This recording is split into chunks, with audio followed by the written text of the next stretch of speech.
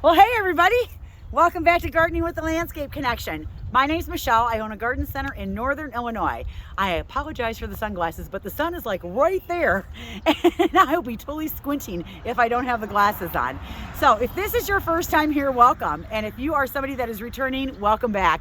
And if you have not subscribed to our station and you love our videos, please subscribe, share with your friends, and leave your comments and or questions below.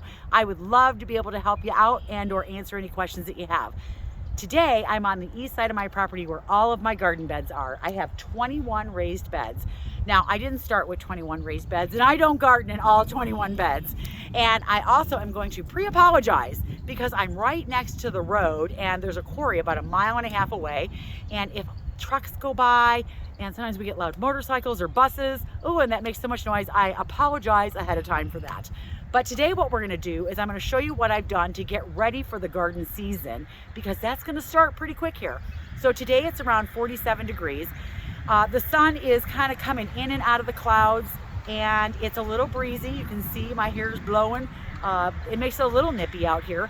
Next week though, it's gonna be in the 40s, and there's a couple days in the 50s, but there are still some nights where the temperatures are dropping down. I think 3 nights where there's 2 that are at 34 degrees and 1 that's at 32, but that's okay. Even if I plant something next week, I'll be able to come out here and cover it up lickety split.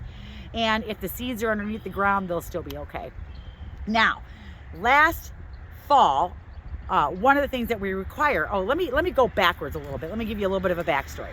So when we first started these beds, the whole purpose was to have a community garden out here where people from the neighborhood could come and garden, and some of what they grew would be donated, and we would take that to the food pantry. So when we first built our first beds, we had 6 beds. And then every year after that, we built 3 more.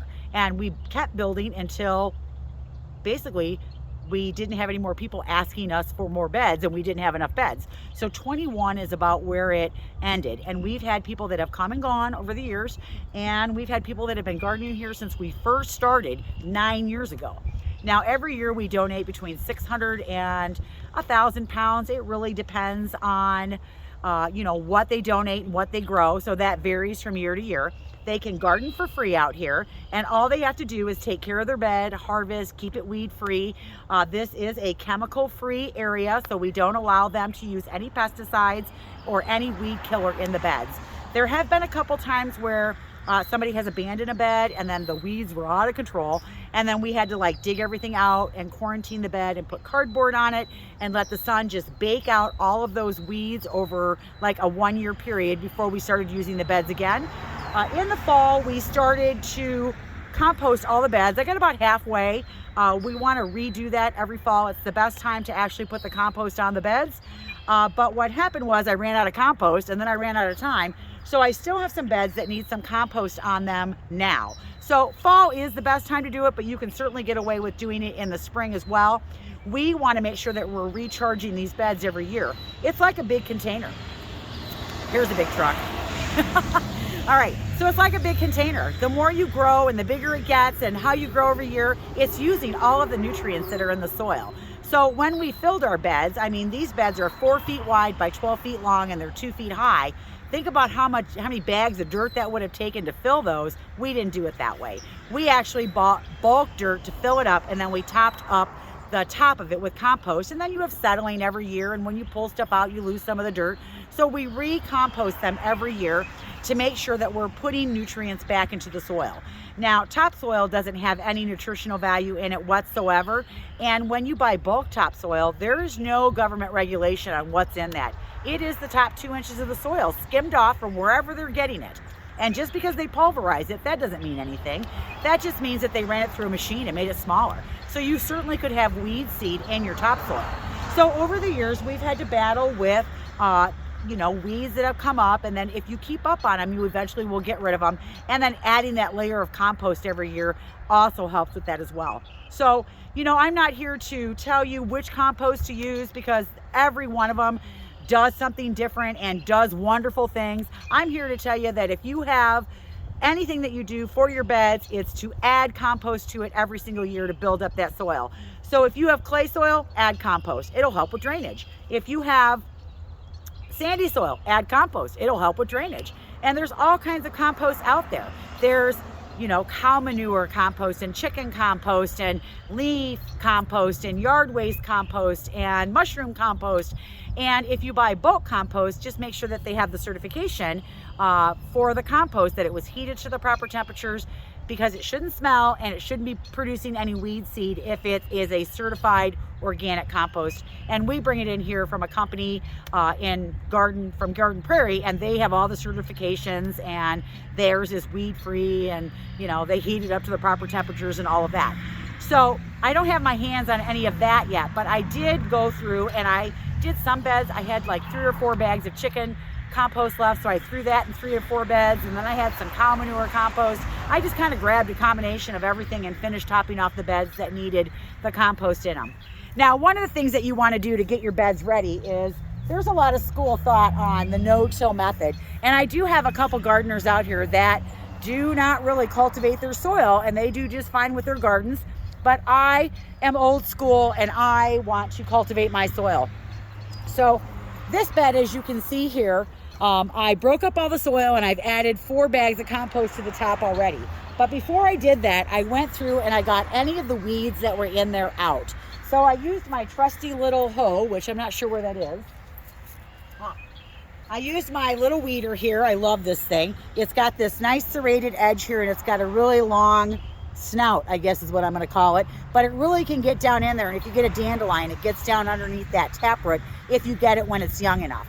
So first I cleared all the weeds.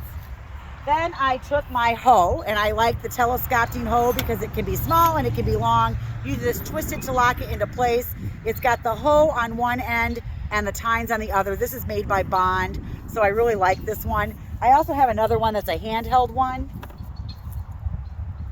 And I honestly don't know the brand of this. I picked it up at a box store years ago, but I like it because it's all one metal piece here. But again, it's got the hoe part on this side and the tine on this side, so it's all one piece. And I like this to cultivate my soil.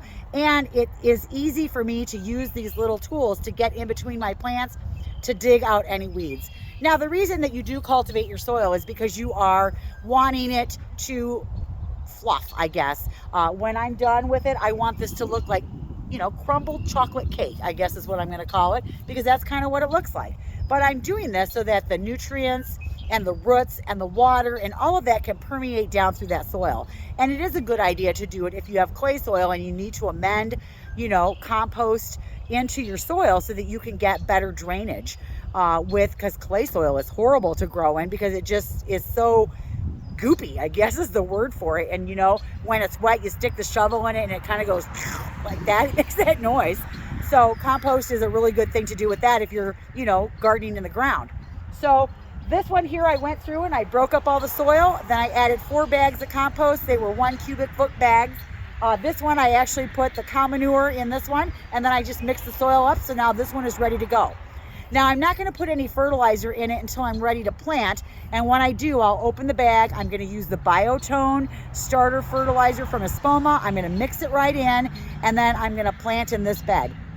Now, this is my bed that I like to use for lettuce and spinach and kale, but I've planted it 2 years in a row, and I need to rotate it into a different bed this year. So this year I'm going to be doing broccoli and cauliflower in this bed. I do use transplants, and so this one is ready to go and be planted. And I probably am going to harden those off next week, but not actually put them in the ground until probably the 2nd week in April, and then I'll get those out here and get those going. Now, another bed that I got ready was this one here. This bed here got its compost last year. So all I really had to do with this one was kind of break up the soil a little bit. And remember all those pea shoots that we started, and I wasn't gonna, split them. I put 2 peas in each cell, and then they were doing so well. I didn't have the heart to take the second pea and throw it out. So I ended up with 36 pea plants. I have never grown 36 pea plants, but this year I'm going to grow all 36. So I have to go get 3 more of my trellises here, and I can put 6 pea plants on each one of these. And so this whole bed is going to be peas. But the other thing that I'm going to do is I am going to plant underneath the peas. I'm going to be planting some lettuce in here. 1, it's a quick crop, and 2, I'll be able to harvest it out before the peas totally take over the trellis, and it's just a good use of space. Then when the peas are done, we'll pull the peas down and we'll grow something else probably cucumbers up the trellis, because you can't put cucumbers in until it warms up. Now, one of the things that you want to make sure you do in the spring before you even start your crops is you do need the soil to be right around 60 degrees. Right now, my soil is right around 58 degrees. I took the temperature yesterday, and adding fresh compost will actually help heat it up a little bit quicker. Now, in a pinch, you could probably garden with it being a little bit lower, but just know it's going to take your seeds a little bit longer to germinate. Now, the other thing is, if you're doing transplants, don't just run to the garden center, buy your transplants, and then slap them into your garden, because they will die. I guarantee it. They need to harden off, because they probably have been in this nice warm environment inside, and they need to get used to being outside. Not only that, but think about if you were to jump into a bathtub of ice water. Well, think about what 50 degrees is. That's still pretty cold. So you're taking these nice warm little roots and sticking them in that cold dirt. You got to get them used to being outside. So we do what's called hardening them off. You're going to bring them outside for 2 or 3 hours every day, get them used to being outside, do that for at least 4 or 5 days, and then you can put them in the ground. But you still got to watch the temperatures, because if we get a frost, you want to make sure that you cover them up either with, a frost cloth, or I like to use the 2-liter bottles, because they're really super easy just to shoot over the top. Now, I'm going to take you and show you another project that I did a little bit earlier. And as you can see, I've got other beds out here, and we've got somebody, see, she's a no-till, and they're all marked with who they go with. That's what the little flags are in the bed, so they know which ones are theirs. But this is one that I planted earlier, and then what I've done is I've kind of created a cold frame here by putting the plastic on it. And so what I did was I went and bought 4 PVC pipes at the, like Home Depot, and I used some clamps, and I just attached them with wood screws. I put 4 of them on here, and then I just went and got a heavyweight drop cloth that I found in the painter section, and then I stapled it on. And so I just want this on here long enough to have it be a little bit warmer so that my seeds will germinate faster. So this isn't something that you have to do. I just want to get ahead of the game. And so this isn't going to be on here very long. In fact, it probably won't last but 3 weeks, and then it'll probably start to shred up, because it isn't a great plastic. But it was a really cheap way to create a cold frame where I could get the seeds planted. I got them all watered. And then it's going to kind of create that moist environment in there. And probably once everything starts to germinate, I'll pull this right off. And if the temperatures dip down to where I have to cover it real fast, I can always get out here and put it back on super fast, because I bought 2. So that way, if I had to cover it, I could. So just a little cheat that I did to kind of give myself a little bit of a head start. So the other thing that you want to do when you're getting your beds ready, and as you can see down here, this bed is kind of low. So I don't want my beds to be this low in dirt. I actually want to bring the level of this up, but that's a lot of compost to put in one bed. So I probably will top this one off with some topsoil first, and then add some compost to the top. What I have found is if your beds get this low, I have a hard time getting the bees to go down into the bed to germinate. So if I were to grow like a low crop in this, like a squash, a pumpkin, a cantaloupe, something like that, where everything is low on the ground, I'd have a hard time getting the pollinators into the bed to do what they need to do, especially like with your squash, to get everything to pollinate. So I will have to add some dirt to this one and some compost. And as you can see here, some of the beds, like this one here, already got its compost put on it last year, and we got to some of the beds and not all of the beds. And as you can see here, somebody forgot to pick their Brussels sprouts from last year. So we got some Brussels sprouts that are going to have to come off. But all in all, this garden has been a good producer for us. This is where the cut flower garden is going to be out here, so that's going to be happening pretty soon. And one bed here, now the gardeners can't plant perennials, but I do because I live here. As you can see, here's our little chives starting to come up, and then we've got sage and lavender here, and I won't cut these back until I start to see new growth come up. So we're hoping that those will come up as well. Okay, so let's turn this back around this way so I can put my face right back into the sun. Okay, so those are the things that I've done to get my beds ready. I'm going to start planting next week, so I'm excited about that. So come along with us next week when we start the planting. In our next video, we got a brand new garden bed. It's one of the smaller ones. I'm going to show you how I fill it up. We're actually going to get some lettuce starts, and we're going to get those going, and then I'm going to show you how I'm going to make a really quick cover for it, because we actually do have some weather coming in this weekend. Tomorrow they're calling for some severe storms, and so hopefully that won't be too crazy, but we'll see what that produces. And then next week, woohoo, I'm pulling the trigger and I'm going to plant some stuff. So thank you so much for watching. I hope this was helpful. You guys have a great day. We'll see you in the next video. Keep on gardening. Bye now.